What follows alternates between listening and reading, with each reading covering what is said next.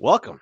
We're going to talk a little bit about the 108 tourney. So I have BeefLoaf here, who is the brains behind the 108 tourney. And so, Beef, let's just get the initial thing out of the way. What is the 108 tourney? All right. The 108 Tourney is a White Sox Twitter bracket style tournament where we pair participants against each other and we put them in Twitter polls. And it's a single elimination.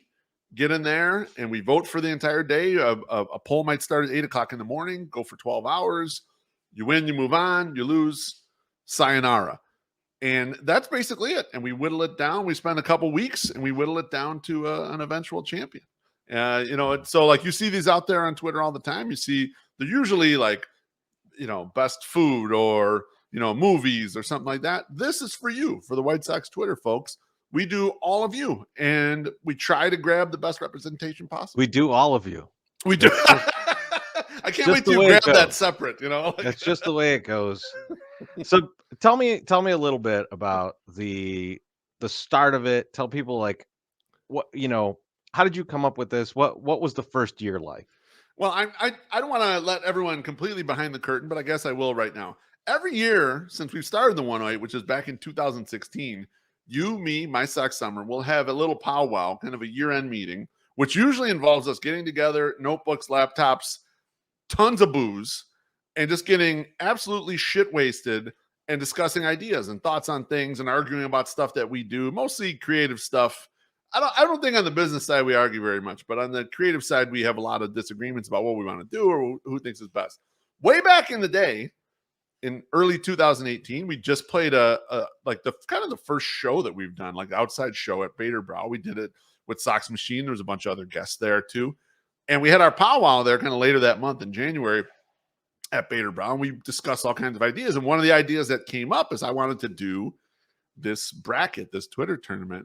And you and my Sox Summer were a little lukewarm on it. Didn't care for it much. Treasy, what was your reaction? I thought it was dumb.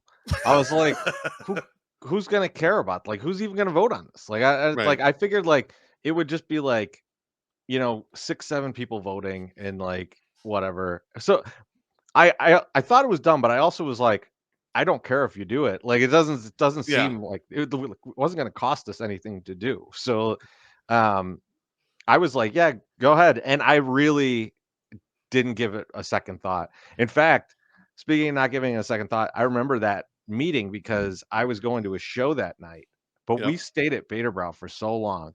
I stopped at home, like changed my clothes and went to this show up on the north side. I walked into the bar and I went up to the bar and I was about to order a drink and I was like, I'm way too drunk to be here. I just got to go home. And I left. I literally walked in a bar, walked to the bar, and then we just walked right out.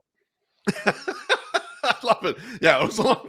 Those end up being long days. We planned better for those recently. We started them a little early in the day and everything. But yeah, that was a very long day. Yeah, I remember that too. I remember you not really being that charged by it in my Sox Summer either.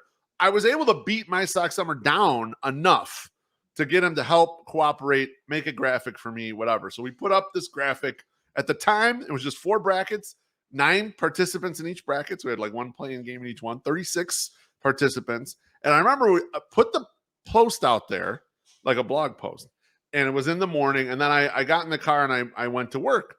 And then I checked WordPress after I'm at the office for a little while, and I look up how many views, and it's doing 10 to 12 times the amount of views a normal post would get from us at that point in our like blogging.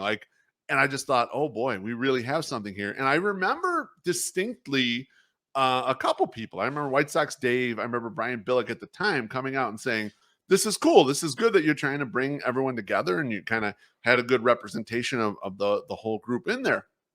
White Sox Dave went on to win. Back then, I had it set up where I kind of had like celebrities or our local pseudo celebrities, bloggers and podcasters, 108ers. We had our own bracket, and then we had like the what we called super fans.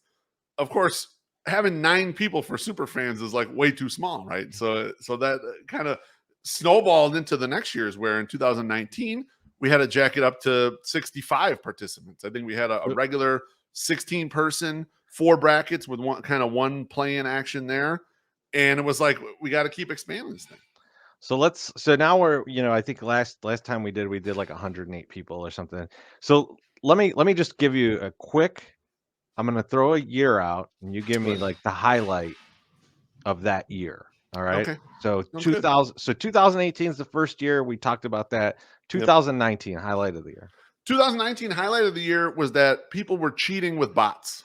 We could Which not is believe incredible. that people were going in there and using bots. And there was one very public one. We don't need to mention the person's name.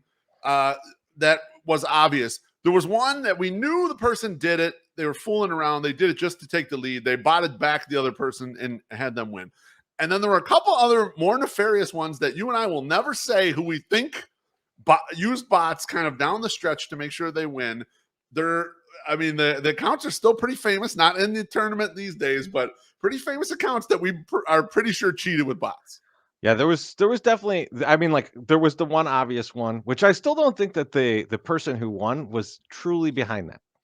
Yeah, But I think I definitely saw it, and I think what was nice was we've seen it less and less as we've gone, because I think people just kind of realize like that's not that fun. That's right. that's not going to be that fun to do that. So Beef 2020. So 2020 rolled around and we kind of had our thing going. We had lined up a sponsor. You and I had done the number one seeds as its own kind of content piece. We did it at the sponsor, Wings and Rings. That was the sponsor for the tournament for the year. We did it at Wings and Rings, and there's a picture of us holding up glasses with like the entire Pride crew because they happened to be in the bar like the same day that we were doing all this. It was a lot of fun. And Morty Stakey drew these pictures, for the number one seeds that I still have them right now. Like they're hilarious. Yeah. That's stuff that her and I put together and drew. And then as the tournament actually rolled around, kind of a couple days before the actual tournament was going to start and we're going to do the reveal show, this mysterious virus comes. And we're not really sure kind of what's going on. The next thing you know, everything's kind of shut down. And we're forced to kind of do the thing as it's being its own thing. It was kind of standing by itself in 2020 as like, hey, there's nothing else out here, no sports, TV, live TV type stuff was kind of shut down as well. It got so nuts that Herb Lawrence, Rick Camp, and with Sean Anderson, who's now the Locked On Sox host on the Knobs, called me onto the Score on a Friday night to talk about the 108 tourney because it was the only pseudo sports thing going on around here. And that the reason that's wild is when you think about the time frame that we do this, it's it's during the NCAA tournament, and Yep. it's a lead up to opening day. We Correct. lead this up to opening day happening. None of that was happening that year. just wasn't happening. So like there was just this void. Yeah, absolutely. The other thing that got birthed kind of because of it, I think, is we started to decide to do post-game shows. So after the results of the day, we usually shut the polls end usually about 8 o'clock. They go from 8 in the morning to 8 o'clock in the evening. There's a little staggering, so it doesn't land perfectly. We started doing YouTube live post-games. And I remember my sex summer had these goggles on. He's misreading names. He's kind of drunk. And the comments went berserk, and we're like, we really need to lean into this. So I remember I did one in where I wore a suit, like I was a sportscaster, and did it at my kitchen table. Then I had another one with there's famous photos all over Twitter of me laying on a bed where I have no clothes on. I just got the blanket, and Morty sitting in front of me. I not to lie, I did have underwear on, but that was it. And yeah, so that got birthed into what we do now. So now we do post games for all the results after each one. All right, 2021. 2021, we had a full head of steam coming in there, and then it only got bigger days before the tournament, heading into the tournament, when Jeff Passan decided to body me for a picture of I have a flat posterior. There's nothing I could do about it. And Mrs. Beef took a picture of me laying on the floor, devastated for some reason. And Jeff Passan jumped on it, started bodying me, and then so did everyone else in White Sox Twitter. And that picture also still resurfaces occasionally so people can see my flat non-ass. It brought a lot of people to the tournament, so this thing caught steam. We're kind of, we're doing these post-game shows. We're getting kind of a lot of attention. 670 Score didn't have me on for 2021, but they did talk about it. The afternoon show, Danny Parkins and Matt Spiegel, their show talked about it. Shane Reardon and Chris Tannehill brought it up on their show, and it was just kind of a little bit of a buzz around it, kind of everywhere. It was one of the first years where I got some feedback from media people actually saying, "Why'd you seed me poorly? Why'd you give me that bad matchup?" And I thought for a while, none of them paid much of attention, or they gave like the sort of the encouraging push, which is nice. I mean, I don't mind that. But for the most part, it was like, the early years, James Fegan was almost yelling at us for having something like that and having him in it. And now it went the other way. They're like, why wait? I want a better seeding so I can win my first round matchup. So we kind of knew that we had locked onto something. So tell me about what's going to be different for 2022. What are you bringing to the table? Absolutely. So 2022 is going to be a little bit of an expanded field. So we're going to have the 16 person brackets. We're going to have 8 of them, but they're going to be completely full. So that's going to be 128 participants.